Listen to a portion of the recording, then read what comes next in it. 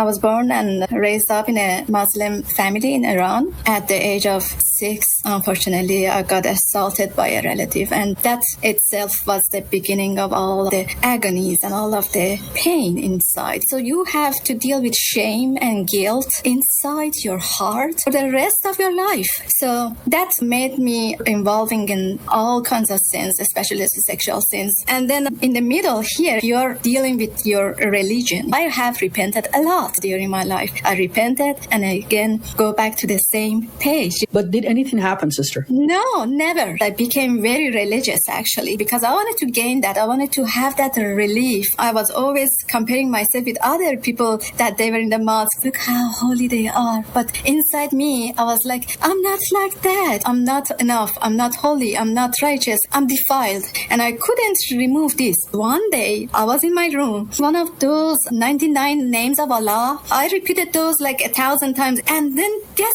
what? You would think the light come to you. But I got more involved in demonic encounters. I saw with my open eyes in my room this figure, dark figure. The eyes were like holes and the mouth was just a hole, and very tall, walk in my room. The devil comes to kill, to steal, and to destroy. So the fear of death came to me really strongly. One day I told my husband, hey, I decide to study religions. I want to seek the truth. I really want to study the Christianity, Judaism, and Islam. I want to see him. I'm seeking the truth, but I want to see God. The same day when I went home, as soon as I put my head on the pillow, my spirit transferred to my parents' house, and I see myself there. From the window, this person came closer and closer to me, and I asked him, are you Jesus? And he replied, yes, I'm Jesus. Then he came closer and closer to me, and he took my hands. I felt his hands. He looked at my eyes, and as I looked at his eyes, me being a sinner, wretched sinner, terrible sinner, defiled, hurt, and he being God,